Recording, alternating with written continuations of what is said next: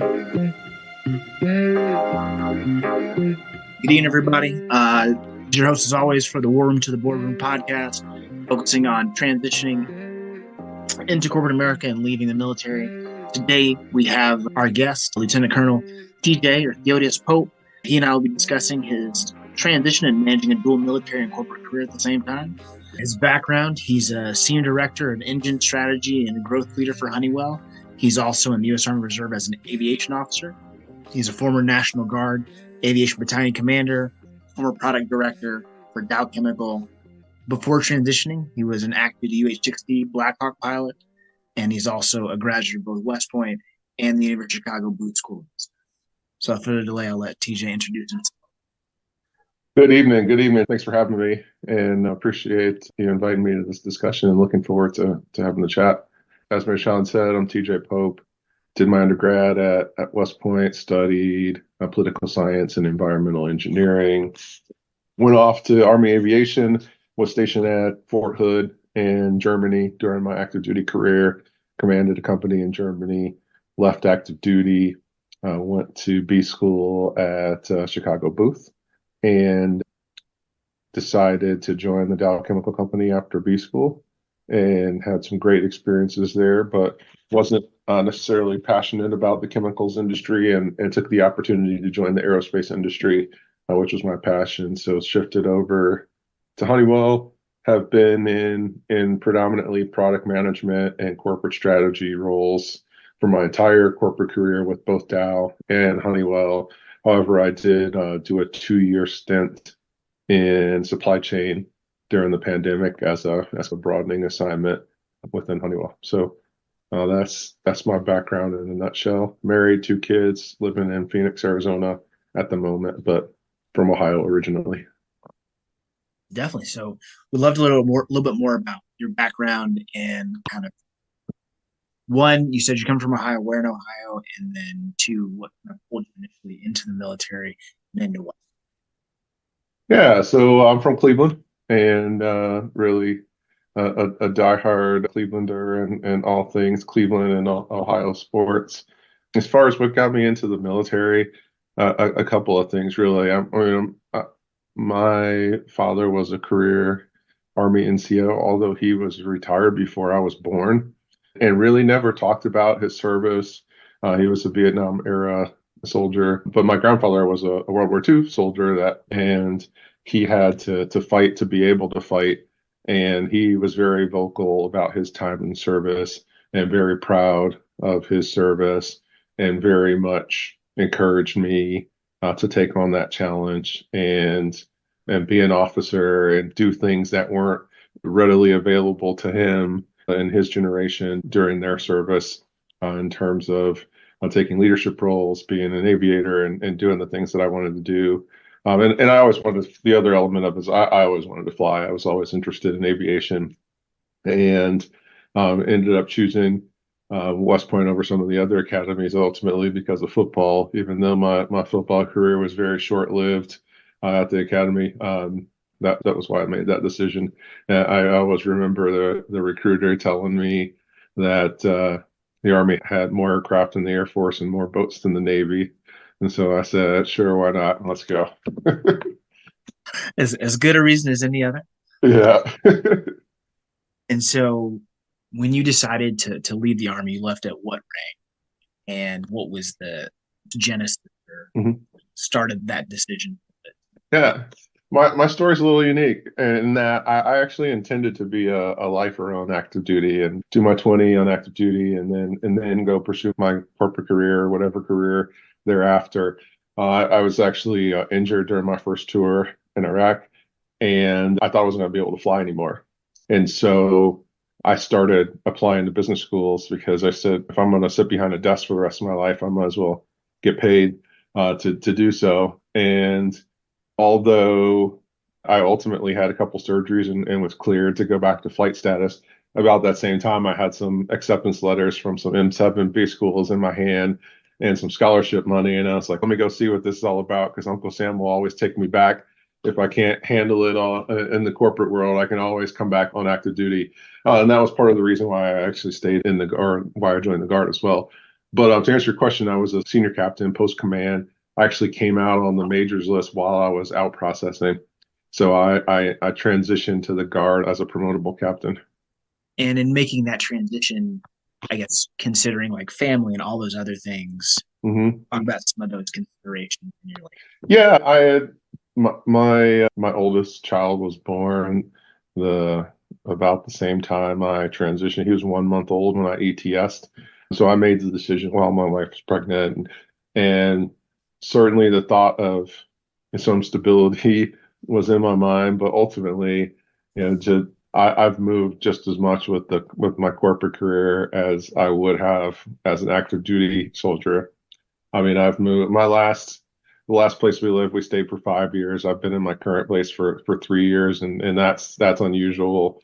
The first 6 years of my post active duty life, I moved 3 times in those 6 years. There, you can find stability, but certainly, especially if a person transitions into some of the larger corporations in the world, you're still going to have to move, or most likely need to be mobile to have upward advancement opportunity and upward mobility. For our listeners, where are you now, and what exactly is a senior director for people who are only necessarily familiar Sure. I work for Honeywell Aerospace, which is a wholly owned subsidiary of Honeywell International, which is, as some listeners might know, Fortune 100 company, 120,000 employees, global company. And really what I am is I lead the strategy for our engines business, which is about a $2 billion a year portion of the Honeywell Aerospace. And we manufacture a multitude of engines for business jets, Chinook helicopters, M1 Abrams tanks, and a variety of other aircraft as well. What's the requirement, especially after you're kind of in the executive level position, managing that, you're managing your guard career, you're managing a family. Can you talk about how you brought those together and then also managed to excel in each one of those simultaneously? Yeah. So when I was transitioning, I think I was really fortunate that I chose Dow Chemical as my first job. One, it's a company that spends a lot and invests a lot in training and growth of talent. And secondly, there was an individual that was a senior employee in that company that was also an Air Force Reserve colonel. And he really helped me both learn the ropes on the corporate side and learn the jargon and coach me through my transition, but also help give me some pointers on balance in both careers. And one of the most important things he said to me that I've always taken with me is that if you want to manage having both a successful military career and a successful corporate career, you can be successful at both, but you have to realize that you're not going to reach the maximum potential in either that you would if you were doing only one. So an example, if I made my decision to be only a soldier, maybe I could be if I made my decision to be only work for my corporation, I might be a VP already. But I've made it's a conscious choice to continue to excel, but also give up a little bit and you got to burn the candle on both ends. And then of course the family is the most important aspect in all that.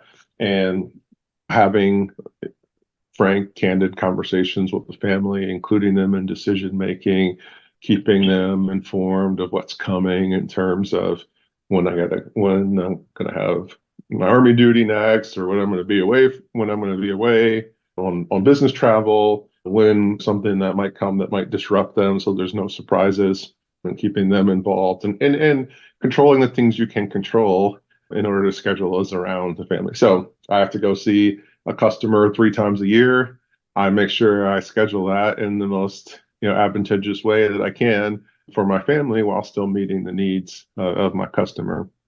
If I know I have to go to a school, I look at the dates in ATARs and decide the best date to attend that school based on what's going on in my family life and my corporate life. And I've always chose to prioritize, family first, corporate job second, and then Army career, in terms of the opportunities that come up for growth and advancement, because my family is most important to me. And obviously the corporate job pays the bills, and I'm over 20. I could retire any day from the Army, and I choose to still do it because I enjoy it. So it's more for personal interest and satisfaction than for anything else. Hear you correctly. So one is a combination of finding the right organization, whether that's culture, leveraging the right type of mentors, in your case, that Air Force colonel, and then two, making sure that you're prioritizing with your family or other kind of different people that you care about and Absolutely. things on your priority list. Absolutely. You hit perfect summary. I would just flip the order that you listed them off in terms of order of importance. Gotcha. Okay. No, that's helpful. And based on this, you're a field grade officer in the military, battalion command, you're executive at your company. Where's the next? Where are you heading next? So I was selected for promotion to 06 last year, and haven't found. For those that aren't familiar, in the reserves, you have to be not only be promotable but also be in a billet or an MTO slot for that rank. And I've chosen to not move into other slots because I like what I'm doing. I'm actually in a reserve job that leverages my civilian skills. So I'm doing product development for the Army. After doing product development for two of the largest companies in the world, the Army's leveraging my expertise, and I'm really enjoying it. So I'll continue doing this for a while. I would ultimately like to get promoted to 06 before I retire. Toying with the idea of brigade command, but maybe not. I kind of like being an individual contributor. I spent the first 20 years of my career entirely in operational units. So I kind of like only being responsible for myself and just doing my job when I'm wearing my uniform. And then on the corporate side, I'm developing some new engines right now for both business jets and some military applications. That's what I love. I think I'm at a place in my career where I more value enjoying what I do than chasing promotions. I kind of got to the level where I'm comfortable, and I think I want to see these current programs I'm working on through to the end and then decide what's next. And engine programs are generally 3 to 5 years. So I'm going to ride it out for the next, let's just call it 5 years, and see what happens after that once these products come to fruition. That's cool that you've been able to achieve those goals and meet those in both respects. Curious for our listeners who aren't as aware, when they're deciding to get out and there's that decision of, do I stay in the IRR? Do I go guard? Do I? Can you talk a little bit about the nuances of the selection process? Yeah. Picking states or jobs or what needs to happen if you're coming from one MOS to another. Yeah. So there's a lot there, and you hit the nail on the head. The decision's very nuanced, and it's got to be very much tailored to the individual. But I think the big moving pieces are what jobs are available near where you plan to live, because most people, I commute now. I actually have to fly from I drill my units in California. This is the first time in the 12 years that I've been Compo 2 and 3 that I've had a drivable commute. Not that I couldn't drive within 2 hours to my unit. And I've been as close as 20 minutes away from my unit and as far away as 2 hours, and all points in between. As you said, if there's a specific, you want to stay in your MOS and you're a signal officer and you only want to do signal stuff and you still want to be a signal battalion commander or a first sergeant of a signal company, whatever the case may be, you got to understand what your options are and what jobs are available in your field when you're looking to transition. I think understanding the culture of your civilian employer or the career that you're entering into. And certainly there's laws, there's USERA, and there's legal protections and mandates that employers have to follow in terms of employing members of the Guard and Reserve. However, some employers go well above and beyond that. And so understanding what the policies are of your employer and how they might be supportive of your service is also important. And then there's things like I highly encourage folks that might have exceptional family members and are leaving active duty to still continue to serve, so they have access to TRICARE and can continue having an affordable healthcare option for their families. Other considerations, I think, are do you want to be mobile in your civilian career, and will you be able to move your military career. I was very fortunate. I talked about the first 6 years of my civilian career. My corporation moved me 3 times. And I was very fortunate that even as an aviator, I was able to bounce from unit to unit and stay flying that whole time as my company moved me around the Midwest. So those were the considerations that have impacted me. And then, of course, do you want to be in an operational unit where you might be subject to a deployment is a big one. And I think I find some, and I guess this is more so for officers than NCOs or enlisted service members. I find that some folks do the IRR just while they figure things out, and they end up going to B school, going in their corporate career. Some folks, the folks that get out before their 8 years or whatever, have to go in the IRR. Some select to go in the IRR, and some folks decide, hey, I still I can make this work. I can go and find a unit and drill once a month, 1 week in a month, 2 weeks a year, and then transition from the IRR to something else. And conversely, if you want to give it a go directly in your transition and join a reserve unit, and your unit has a high up tempo and it's not just 1 week in a month and 2 weeks a year, you can always then transition to the IRR and hang back and focus on your civilian career and continue to build time by recruiting for West Point, doing interviews for ROTC, and continue to build points towards your retirement. It's a customizable option. It's not necessarily a one size fits all. Exactly.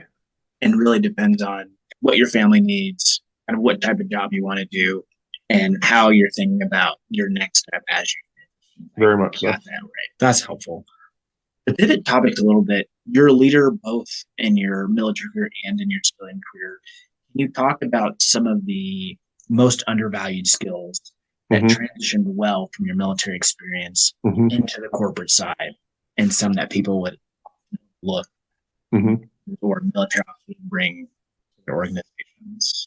I think that leadership is the single biggest one. And I think sometimes it's taken for granted in that, especially I've worked for 2 very large corporations, both with over 100,000 employees.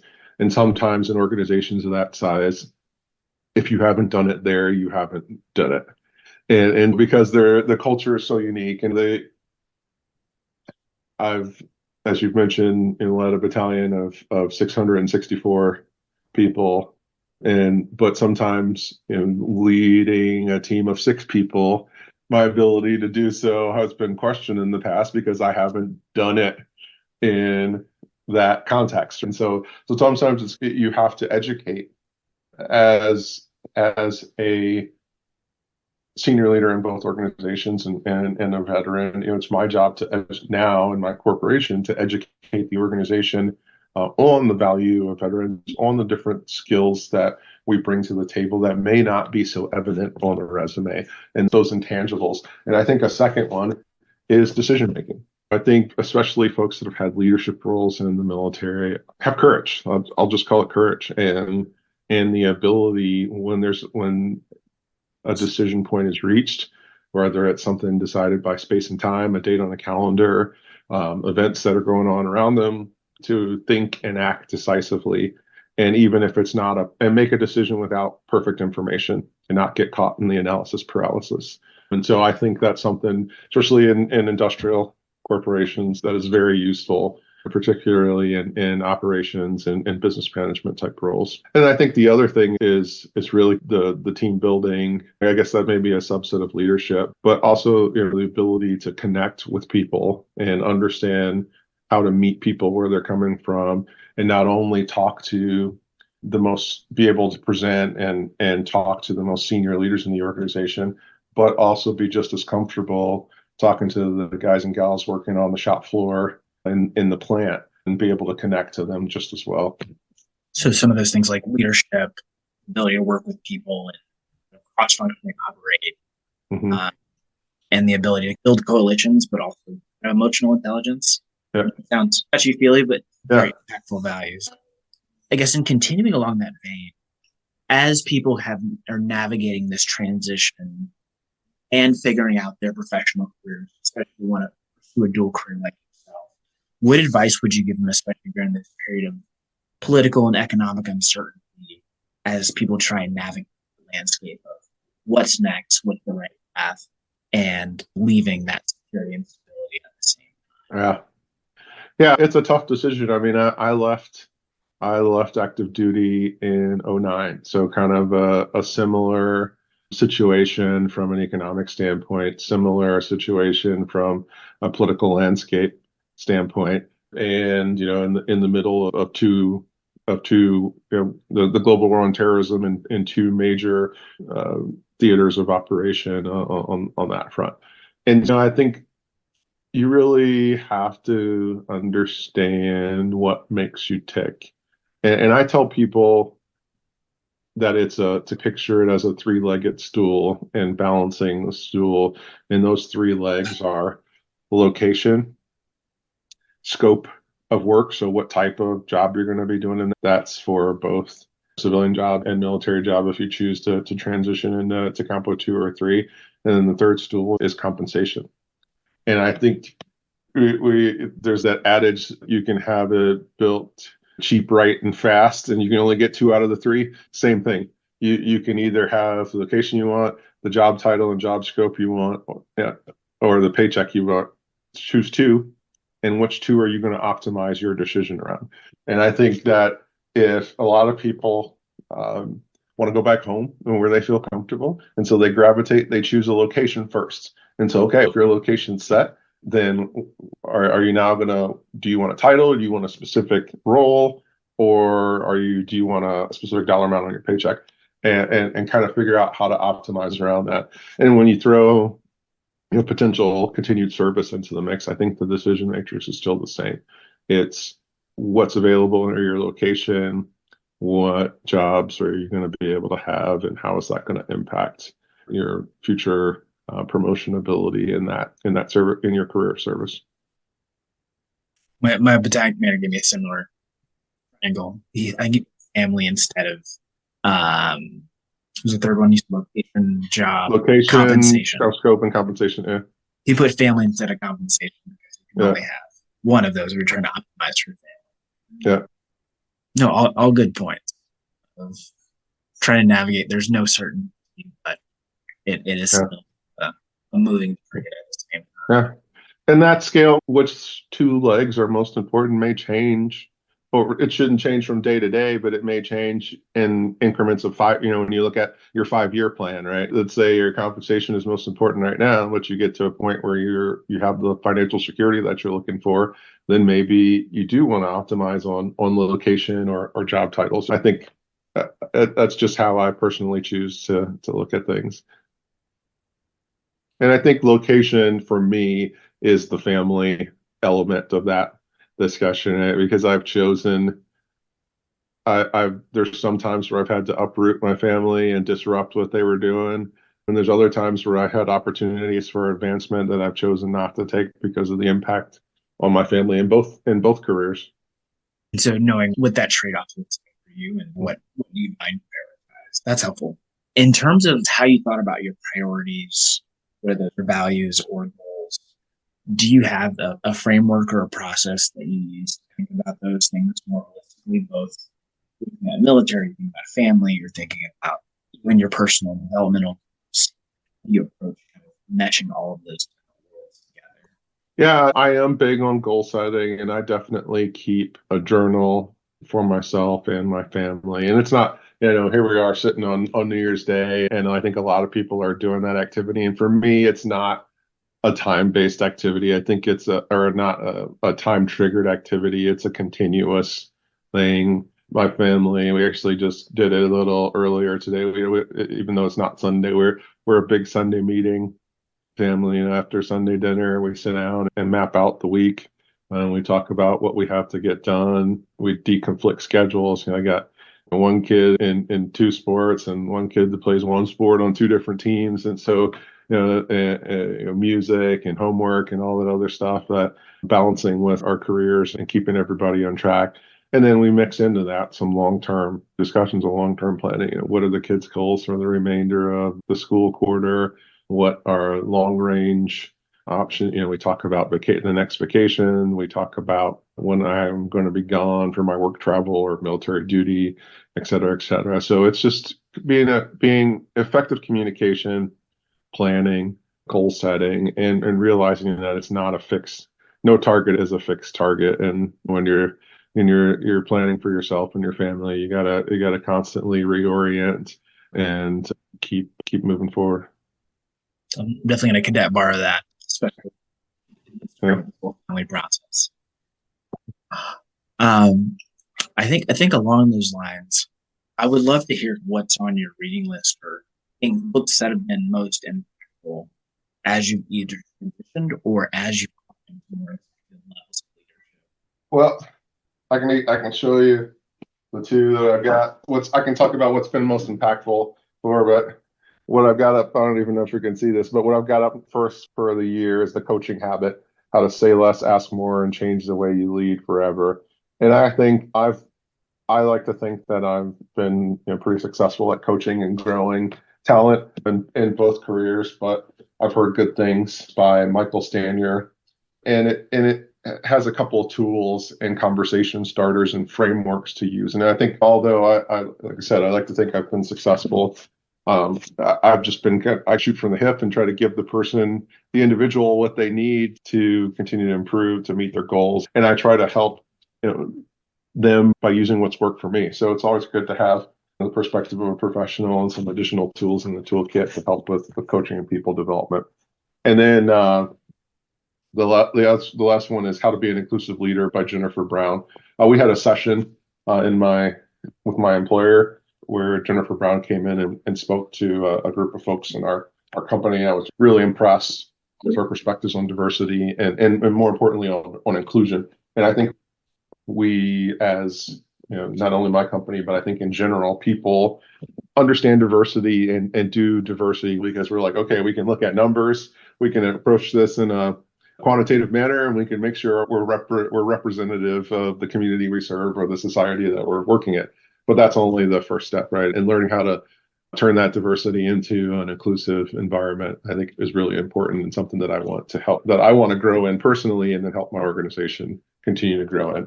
And then as far as what's helped me transition and what's helped me in my career, one of the books I picked up in B school was The First 90 Days. And I know it seems like it's become kind of a cliche book over the years, but I legit, every time I change roles, whether it's on my corporate job or in my military job, I pull that book out, dust it off, get out those worksheets, download the worksheets from the internet, and use those frameworks to help orient myself to my new role.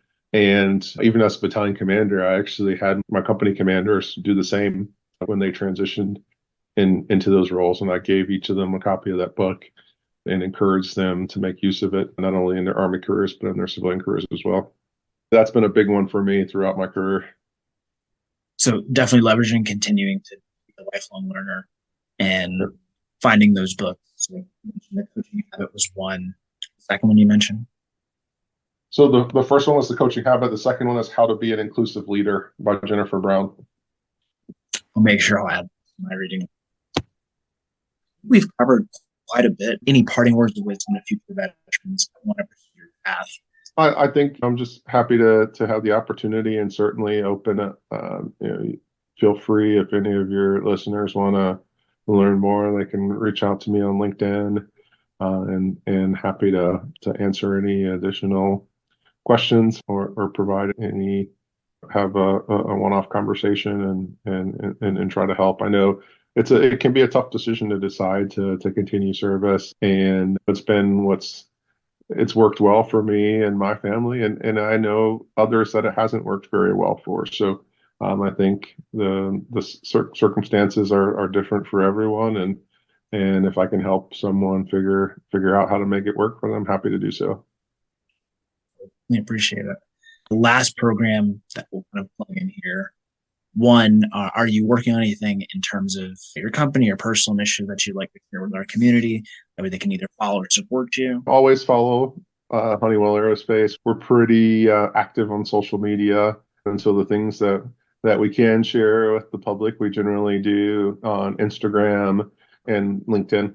And so I have some content about some of the engines development programs I'm working on both of those social media platforms. Again, just reach out if I can help in any way. Continue to challenge yourselves and think about how you can achieve your goals, both in your corporate careers and in continuing service to this great nation. Awesome. We definitely appreciate the time, TJ, especially starting a new year off on the right note. Absolutely.